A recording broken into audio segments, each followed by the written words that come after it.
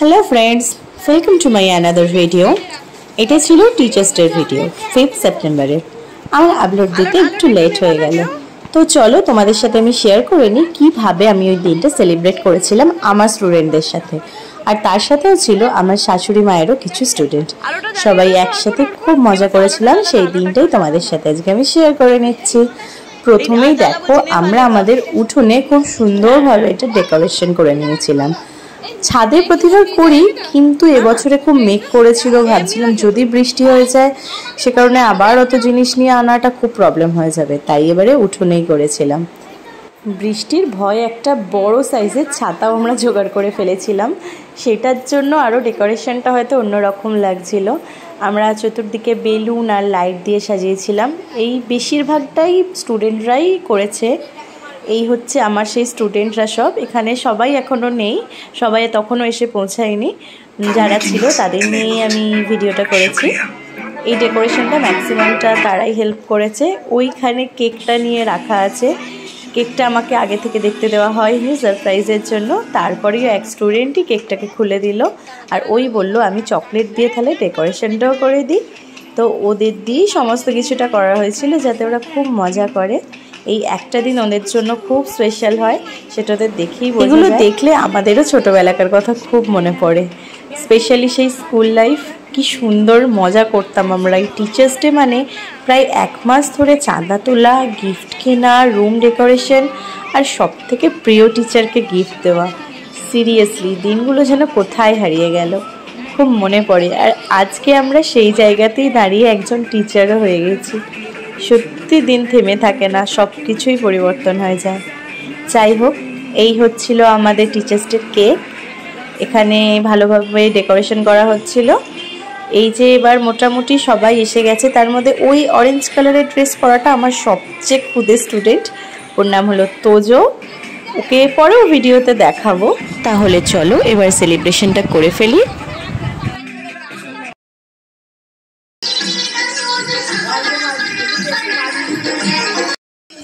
এবার হচ্ছিল cake cutting, সবাই একসাথে কেক কাটা হচ্ছিল। আমি একটু সাইডে দাঁড়িয়েছিলাম, মাই কেকটা কাটছিল সবাইকে নিয়ে।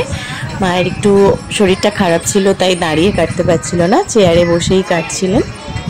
সবাই মিলে খুব মজা করছিল এই সময়। আর পাশ থেকে স্নোটা মানে স্নো স্প্রেটা কে ছড়াচ্ছিল জানি না, বাট খুব ভালো লাগছিল তার জন্য।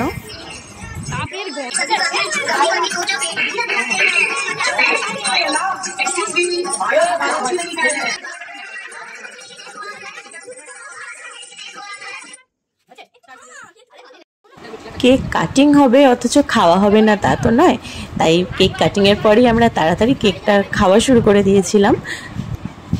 বাচ্চাগুলো সব থেকে বেশি এক্সাইটেড ছিল যে কে কতটা বড় পিস কেক পায় আর কে কটা চকলেট পায়, সেই জন্য। এবার ছিল গিফট দেওয়ার পালা। সত্যি গিফটগুলো খুব সুন্দর হয়েছিল, সবাই মিলে খুব সুন্দর সুন্দর চয়েস করে, মানে এই বাচ্চাগুলো এত সুন্দর চয়েস করতে পারে সেটা ভাবা যায় না। খুব ভালো গিফটগুলো হয়েছিল। এইভাবে গিফটগুলো আমি সব কটা দেখাতে পারবো না, আমি ভিডিও লাস্টের দিকে সমস্ত গিফটগুলো দেখিয়ে দেব।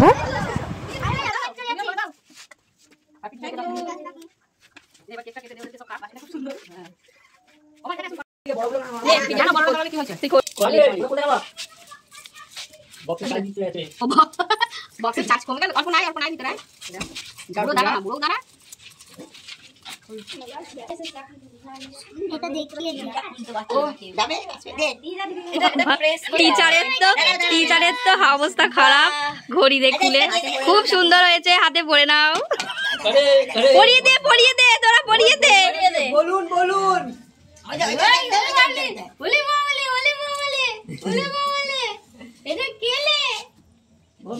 সুন্দর হয়েছে, দেখো। ও সাবাস, খুব সুন্দর হয়েছে, সুন্দর খুব ভালো হয়েছে এটা।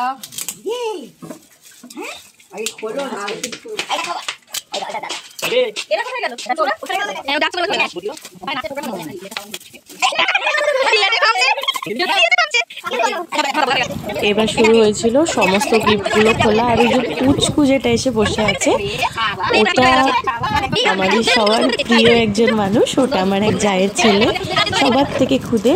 এই যে একজন দিয়েছে মাকে এক রাধাকৃষ্ণ, মানে একজন না, সবাই মিলে এটা দেওয়া হয়েছে। আর সবাই মিলে আমাকে দিয়েছিল একটা পার্স, একটা ব্যাগ আর একটা বুকে। সবগুলো আমি শেষে দেখাবো।